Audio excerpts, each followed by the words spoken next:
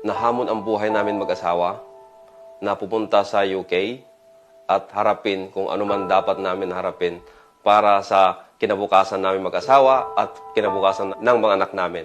Wala nagawa si Jamie. Being a nurse by profession, gusto ko ring i-exercise yung pagka-nurse ko.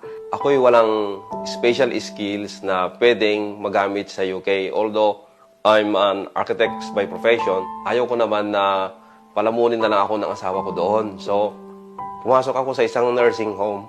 It's really a very challenging and depressing job para sa akin kasi it's not really my skills to look after this type of people, no? Kasi first time ko talaga, akala mo masarap ang buhay. Hindi pala. Tatrabaho ko sa gabi. Galing ka sa trabaho, nagmadali kang umuwi dahil atid mo ang misis mo sa trabaho. Sa araw, mayroon kang 2 batang inhalagahan. Pakainin ang bata, bihisan, dalhin na naman sa school. Tapos, uwi ka naman para matulog. Maraming beses na naranasan ko na walang tulog, kulang sa tulog. Yun talaga pinaka-challenging na. Kaya, na-decide talaga ako na umuwi na dito.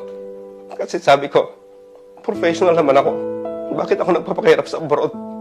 Pero, dahil nga sa kagustuhan ng asawa mo, gusto rin niyang ma-practice yung pagka-nurse niya. So, pinagbigyan ko siya. Dahil sa challenges at sa kay strong determination, strong ng desire ko na kahit ano man mangyari, hindi ako papayag na ganito na lang habang buhay.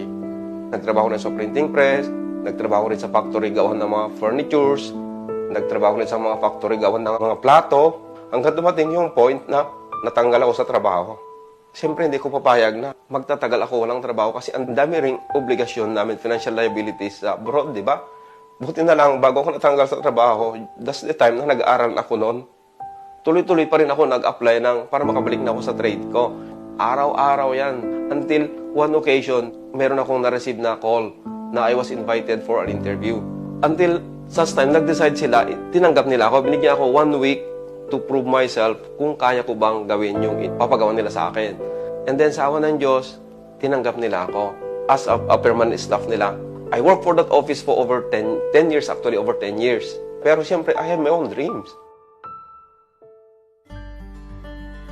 We are actively engaged sa community and I was one of the officers sa community namin and then we are holding a Barrio Fiesta, kumbaga big event. Kailangan namin ng sponsors. So may nagsabi, may PhilInvest daw sa UK. So sabi, kontakin mo tong number na to, baka sakaling papayag ang PhilInvest mag-sponsor sa inyo. So doon nag-start.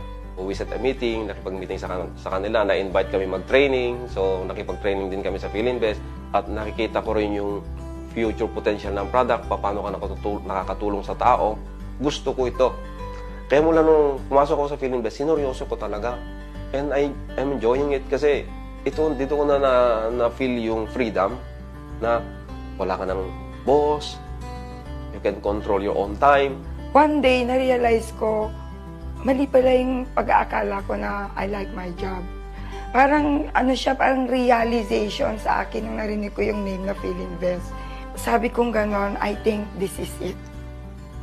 Nahanap na natin, sabi ko sa asawa ko, I think this is the freedom that we're looking for. Magtiyaga lang talaga tayo, believe sa pangarap, at harapin.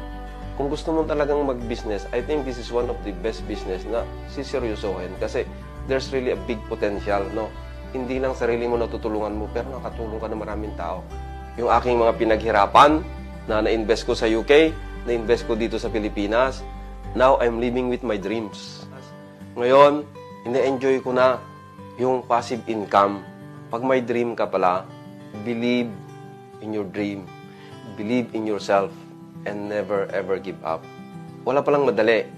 You only fail if you give up.